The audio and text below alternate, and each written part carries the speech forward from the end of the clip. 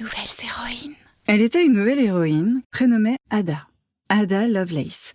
Un nom qui claque comme une formule magique, un peu entre abracadabra et algorithme. Normal, Ada est née avec les chiffres qui lui chatouillent le cerveau et la poésie qui lui grignote le cœur.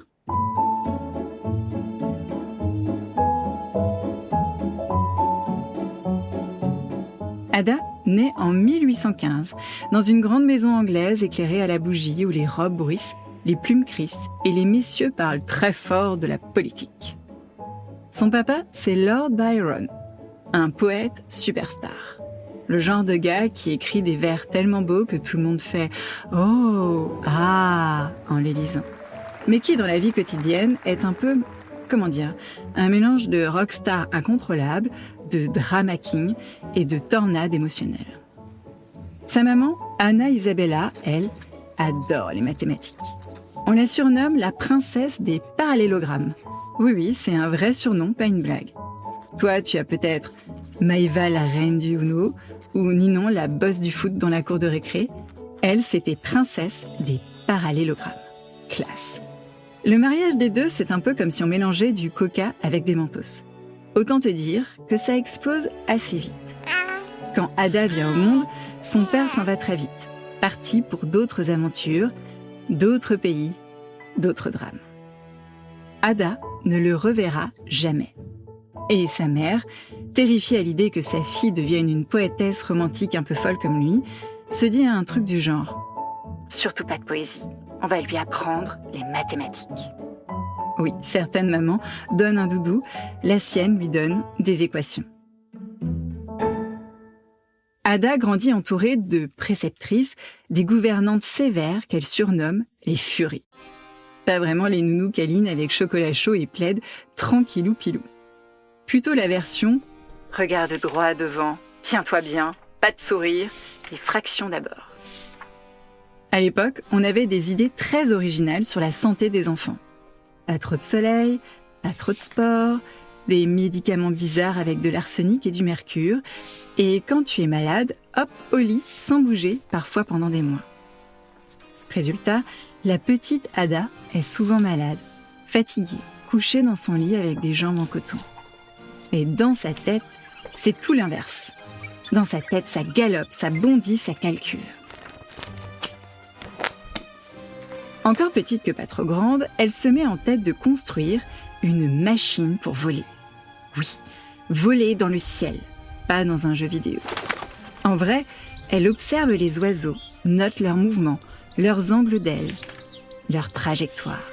Elle dessine des schémas avec des ailes articulées de charnières, de manivelles. Dans son carnet, on pourrait presque lire « Si je comprends les lois du vol, je pourrais les transformer en machine, et si je fabrique la machine, maman pourra revenir plus vite vers moi. » Oui, parce que sa maman n'est pas souvent là. Ada se sent seule. Alors elle fait ce que les enfants très seuls et très intelligents font parfois. Elle invente. Elle invente des ailes à vapeur, elle invente des équations pour retenir le ciel, elle invente encore et encore. Mais au fait, c'est quoi les mathématiques ? Les maths, c'est comme un super langage secret qui permet de décrire le monde sans blabla inutile. Tu veux savoir comment tombe une pomme, à quelle vitesse roule une trottinette, combien mettre de paillettes collées sur ta paire de baskets pour qu'elle brille juste ce qu'il faut sans aveugler toute ta classe, tu peux utiliser des maths. Les mathématiques, ça ne sert pas seulement à faire des divisions qui donnent mal à la tête ou à remplir des pages de contrôle. Non, ça peut servir à inventer des fusées, programmer des jeux vidéo, créer des applications, comprendre le climat, sécuriser des messages secrets, dessiner des formes impossibles et même composer de la musique avec des machines. Ada, elle voit très tôt que les mathématiques sont un peu comme une baguette magique qui marche à tous les coups, à condition d'être patiente et de ne pas avoir peur des symboles bizarres.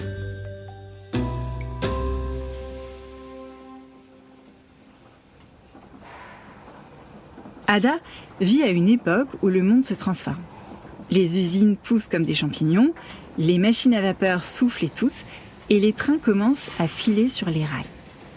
On appelle ça la révolution industrielle. Avant, on faisait tout à la main, avec beaucoup d'huile de coude et de patience. Maintenant, les machines arrivent et tout le monde se demande qu'est-ce qui peut être fait par une machine et qu'est-ce qui doit rester humain. Ada a un cerveau qui adore ce genre de questions. Elle se passionne pour les mathématiques, la mécanique, la philosophie naturelle, le nom chic pour science à l'époque. Mais attention, petite précision historique. Ada est une femme. Et à ce moment-là, être une femme qui veut faire des mathématiques, c'est un peu comme vouloir installer une licorne dans une salle de prof. Les clubs scientifiques, c'est pour les hommes. Les bibliothèques, c'est pour les hommes. Et l'université, c'est pour les hommes. Alors Ada, elle doit ruser. Elle étudie à la maison avec des professeurs qui lui envoient des exercices et parfois pour emprunter des livres à la bibliothèque. Elle doit les demander au nom de son mari, comme si c'était le lecteur, alors qu'en vrai, c'est elle qui dévore les pages.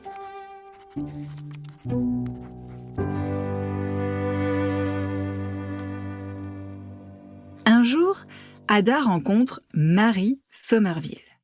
Mary, c'est une scientifique super respectée, très douée, très cultivée, un peu l'influenceuse des sciences de l'époque, mais en version robe longue et plume d'oie.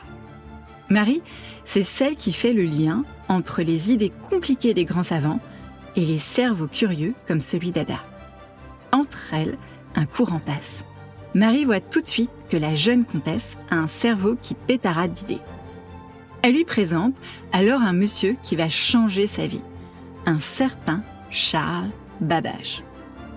Charles Babbage, c'est un mathématicien qui ne supporte pas les erreurs. Il déteste autant les erreurs dans les calculs que toi les grumeaux dans la purée. À l'époque, on utilise des tables de calcul pour naviguer, construire des ponts, prévoir les étoiles. Sauf qu'elles sont pleines d'erreurs. Et Babbage se dit « Et si une machine faisait les calculs à la place des humains ? Une machine ne se tromperait pas.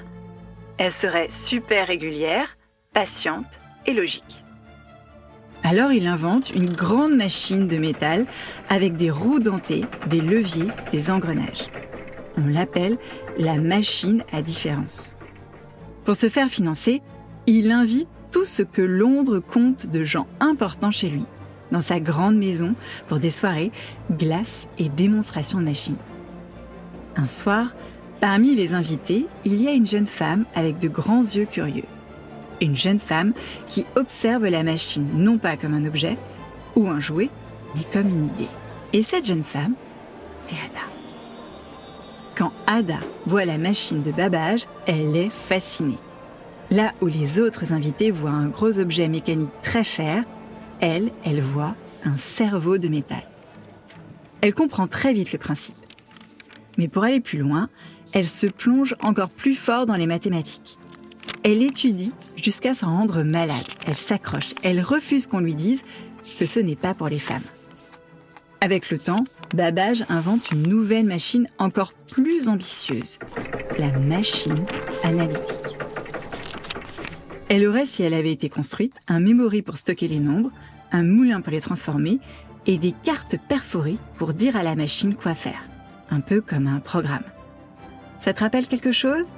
Un processeur ? Une mémoire, un code ? Ouais, on dirait un ordinateur. Sauf qu'on est au milieu du 19e siècle.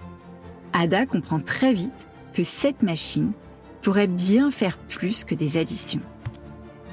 Et un mot un peu bizarre arrive. Algorithme. Un algorithme, c'est une suite d'étapes très claires pour résoudre un problème. Par exemple, algorithme, se faire un chocolat chaud. 1. Tu prends une tasse. 2. Mettre du cacao au fond. 3. Faire chauffer du lait. 4. Verser le lait dans la tasse. 5. Mélanger. 6. Ajouter un nuage de chantilly. Ça, c'est un algorithme.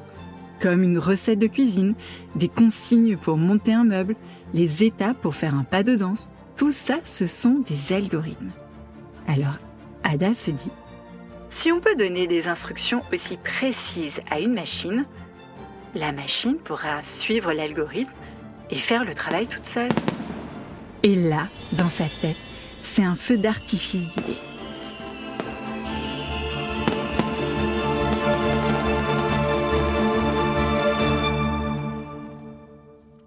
En 1842, un ingénieur italien, Luigi Medabrea, écrit un article en français pour expliquer la machine analytique de Babbage. Et il demande à Ada de le traduire en anglais. Elle accepte. Mais elle ne va pas se contenter de traduire. Mais alors pas du tout. Elle se met à ajouter des notes à la fin. Des notes tellement longues, tellement détaillées, qu'elles deviennent plus longues que l'article original. Dans ces notes, Ada ne se contente plus de décrire la machine. Elle imagine tout ce que la machine pourrait faire. Elle décrit surtout un algorithme très précis pour faire calculer à la machine une suite de nombres qu'on appelle les nombres de Bernoulli. Elle détaille étape par étape les opérations, les boucles, les allers-retours dans la machine. C'est ce texte qu'on considère aujourd'hui comme le premier programme informatique publié. Ada n'est pas qu'une matheuse, c'est aussi la fille d'un poète. Et même si sa mère lui a interdit la poésie comme on interdit les bonbons avant le dîner, Ada a gardé quelque chose de son père, le goût de l'imagination. Elle invente un concept qu'elle appelle la science poétique. Pour elle, les mathématiques peuvent être belles, les machines peuvent être créatives et les nombres peuvent chanter. Elle écrit que la machine analytique pourrait un jour composer de la musique, dessiner des motifs, faire des choses qui ressemblent à de l'art, à condition qu'on lui donne les bons symboles et les bonnes règles. En gros, elle imagine un siècle avant les ordinateurs, quelque chose qui ressemble beaucoup à l'intelligence artificielle. Tu sais, ces programmes qui génèrent des images, de la musique, des textes comme un certain chat. Elle en a l'idée alors que les trains en sont encore à vapeur et qu'on écrit à la plume-doigt. La science poétique, c'est sa façon à elle de réconcilier la logique de sa mère et la folie créative de son père. Mais attention, tout cela ne s'est pas fait les doigts dans le nez. Ada vit dans un monde où l'on pense sérieusement que les mathématiques fatiguent trop le cerveau des femmes. Ou même, que leurs organes délicats ne supporteraient pas une telle activité intellectuelle. Oui, on a vraiment dit ça. On trouve même des professeurs qui s'inquiètent pour sa constitution. Ils ont peur que ses études lui abîment la santé. Alors Ada, elle répond en gros « Plutôt souffrir 1000 douleurs que renoncer à ma puissance intellectuelle ». Traduction en langage d'aujourd'hui « Je préfère galérer, avoir mal, être crevé, plutôt que d'étendre mon cerveau pour faire plaisir aux machos. » Chais. Elle travaille sans relâche, même quand son corps la lâche, même quand elle est clouée au lit. Elle écrit, elle calcule, elle réfléchit à des machines qui n'existent pas encore. Elle n'est pas dans un labo, pas dans une université, pas à la tête d'un service de recherche. Elle est dans une maison avec des enfants, un mari, des obligations mondaines et des corsets bien trop serrés. Mais dans les marges, dans les heures volées, elle invente l'avenir. Mais depuis son enfance, Ada est malade. Elle souffre de fièvre, de douleurs, de crises d'angoisse. On la soigne mal, avec des remèdes bizarres qu'on ne donnerait même pas à un cactus aujourd'hui. On lui fait des saignées, on lui donne de l'opium. Mais elle continue. Elle écrit à Babbage, elle tient des carnets, elle rêve de construire la machine analytique. Elle imagine même diriger une équipe d'ingénieurs. Elle se voit en chef de projet, en architecte du numérique avant l'heure. Elle meurt très jeune, à 36 ans, d'un cancer. Quand elle s'éteint, les machines de Babbage ne sont pas terminées. Ses notes sont peu lues, son nom n'est pas encore célèbre. On pourrait croire que tout cela ne servira à rien, mais parfois, les idées ont besoin de dormir longtemps avant de se réveiller. Presque un siècle plus tard, des ingénieurs construisent les premiers ordinateurs. Ils se rendent compte qu'Ada avait déjà écrit, noir sur blanc, une façon de programmer une machine. Son texte ressurgit, on le relit, on le comprend mieux. Au XXe siècle, un langage de programmation inventé pour le ministère de la Défense américain est baptisé Ada, en son honneur. Un jour, on décide aussi de créer une journée Ada Lovelace pour parler des femmes dans les sciences et la tech. Comme si, après avoir été mise de côté pendant des décennies, elle revenait en disant « Alors, on en est où les filles avec les maths et les machines ?» Nouvelles héroïnes.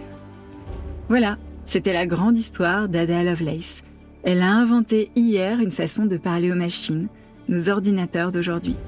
Aujourd'hui, chaque fois que tu touches un écran, que tu joues à un jeu vidéo, que tu écoutes cette histoire, des algorithmes bruissent dans l'ombre. On pourrait les imaginer chuchoter « Merci Ada ». Et eux, les algorithmes, attendent peut-être que toi aussi un jour tu viennes leur parler, avec ton humour, ta poésie et ton cerveau plein d'idées. Parce que, qui sait, la prochaine a inventé une nouvelle science poétique, une nouvelle façon de faire des maths, une nouvelle machine qui change le monde. Ça pourrait être toi.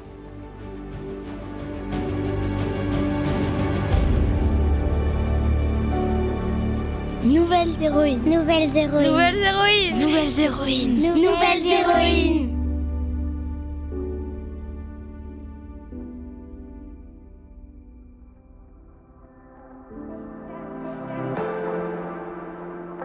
Cette histoire de nouvelles héroïnes a été écrite, racontée et produite par Céline Steyer, c'est moi, et réalisée par les Belles Fréquences.